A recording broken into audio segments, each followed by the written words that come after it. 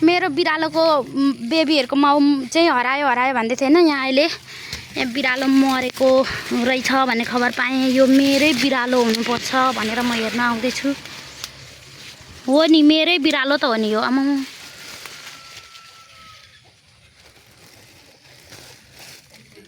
यसलाई त गाडीले नै हान्यो होला हौ। आँखा साखा निक्ली गएको छ हेर्नु त बाहिर। आमा किरा नै पर्न थालिसकेछ अनि आमा हिजोको आजै मात्र हेर्नु न यस्तो किरा परिसकेछ हौ। हिजै बेलुका हिजो भन्नाले आज नि अस्तिको दिन बेलुका हौ। यो गाडीले नै हानेको नि। ब्लडहरू पनि निक्लेको छ। यसलाई गाडीले नै हान्यो होला क्या। दर्खरिँदै आएर यहाँ बसेर अनि यहाँ मरेछ नि त। यसो यो यहाँ गाडी कुदाउने मान्छेहरू नि एकदम लापरवाही गरेर कुदाउँछ क्या गाडीहरू। लापरवाही गरेर कुदाउँछन्। उनीहरूको मात्रै जीवन हो, जीवजन्तुको जीवनै होइन जस्तो गरी कुदाउँछन् कि यहाँ नि त। यहाँ चोट लागेको छ क्या कानमा। मरेर त हेर न ढाडिएर बिचरा किरै पर्न सुरु गरिसकेको रहेछ।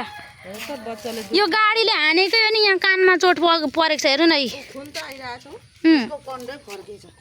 अनि त्यो दर्खरिँदै आएर त्यहाँ मरेछ क्या। अब हेर्नु नि यसको बेबीहरू कति बिजोग परिरहेछ हेर्नु त। कमिलाले खाएछ। त्यो अहिले पो बोजूले कान्छी भन्नु पनि तिम्रो बिरालो हरायो भनेको न यहाँ एउटा सेतो बिरालो मरेको छ भन्नु भएर हेर्नु आएको त मेरै त हो त। पापीहरू म के भन्न चाहन्छु भने नि यो गाडी कुदाउने मान्छेहरूलाई तिमीहरूको मात्रै पनि जीवन होइन कि यिनीहरूको पनि जीवन हुन्छ, परिवार हुन्छ। हेर्नु यो दुध खाँदै गरेको बिरालो हो। यसको बच्चा 1 महिना पनि पुगेको छैन। अलिक गाडी कुदाउँदाखेरि जतन गरेर कुदाउनु क्या। तिमीहरूको जस्तै इमोसन फिलिङ्स फ्यामिली जनावरको पनि हुन्छ भन्न चाहन्छु म। यो रोडमा मेरो माक्सम भन्ने नि कुकुर बिरालो गाडीले नै हानेर मारेको छ क्या। यो रोडमा गाडी कुदाउने मान्छेहरू अलिक जतन गरेर कुदाऊ। तिमीहरूको पनि जीवन हो र यो जनावरको पनि जीवन हो भनेर सोच्ने गर। पिसादहरू हो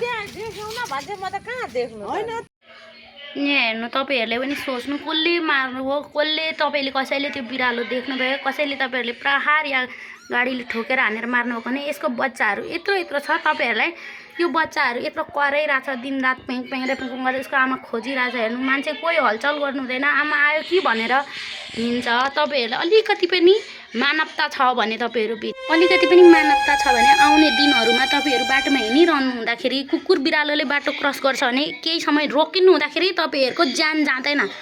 रोकेर तपाईँ अघि बढ्नुहुँदा तपाईँको केही पनि बित्दैन, कति पनि समय जाँदैन। यहाँ हेर्नु यिनीहरूले माउ आउँछ भनेर माउको खोजीमा छन्। अझै पनि यिनीहरू आफै सम्झिनुहोस्। तपाईँहरूले पनि तपाईँहरूको घरमा आउँदाखेरि बिचरा भोकाएर बिरालोहरूले अलिकति छटाइपटाइ गर्लान्। तर त्यसको मतलब त्यो होइन कि प्रहार गरेर मारिदिउँ होइन क्या। अलिकति तर्साउनुहोस्, खेदाउनुहोस्। आज तपाईँले अलिकति तर्साएपछि खेदाएपछि भोलिदेखि डराउँछ, आउँदैन। यो कुरा बुझ्नु। हेर्नु यसरी उसको आमाको खोजीमा यिनीहरू पटक बाहिर निस्केको गर्छन्। यो दृश्यले तपाईँहरूको मन रुन्छ कि रुँदैन होला आफै भन्नुहोस्। यति सानोहरू भात पनि टिप्नु जाने छैन। तपाईँहरू आफ्नो जुन जनावर छ नि त्यो ठाउँमा तपाईँहरू आफूलाई राखेर हेर्नुहोस् एकपटक।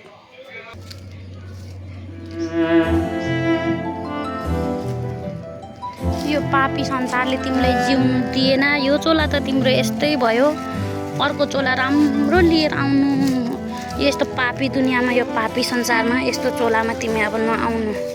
यो दुनियाँ यस्तै छ, स्वार्थी दुनियाँहरू। आफू जिउनुको लागि अरूलाई मार्ने, तिमीहरूको जीवनको मूल्य नबुझ्ने दुनियाँमा आयो। अर्को जन्ममा अर्को राम्रो चोला लिएर आउनु।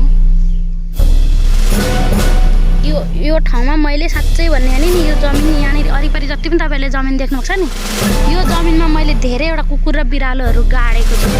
तपाईँहरू जस्तो निर्दयीहरूले गर्दाखेरि हो। तपाईँहरू जस्तो निर्दयीहरूको क्रूर व्यवहारले गर्दाखेरि मैले मेरो पशुहरूलाई, मेरो कुकुर बिरालोहरूलाई यो जमिनमा धेरैवटा गाडेको छु। यो मात्रै होइन, यो त सायद 7औँ 8औँ पर्छ होला। तपाईँहरू अलिक जोगिएर हिँड्नु होला। मेरो घर त्यो रोडको नजिक त्यति धेरै नजिक पनि होइन। यहाँदेखि पारैपट्टि छ रोड, निकै टाढा छ। म रोडैमा बसेर बस्छु। तपाईँहरू सम्झिनु होला। आफूले पालेको वस्तुकोहरू त जतन गरेर पाल्नुपर्छ नि, बाँधेर पाल्नुपर्छ भन्नु होला। मेरो घर त्यति रोडको नजिकै छैन, घुम्दै फिर्दै त्यो रोडमा पुग्छ। तर तपाईँहरू जस्तो निर्दयीहरूले नि गाडीले, साइकलले, केले हानेर मारिदिनु भएकै छ क्या। धेरैवटा मार्नु भएको छ। यो जमिनमा गाडेको यो पहिलो जीव होइन। यहाँ मैले धेरैवटा गाडेको छु यो जमिनमा। म आएको यहाँ 5 साल भयो होला। 5 सालमा मैले यो जमिनमा 7-8 जति जीवहरू यसरी नै गाडेको छु। तपाईँहरूको क्रूरताको यो निशानी हो क्या। तपाईँहरू बहादुर भयो भने ठान्नुहुन्छ होला, तर तपाईँहरूको यो क्रूरता हो। बहादुरी त भन्दैन, क्रूरता र निर्दयता भन्छ, तपाईँहरूलाई।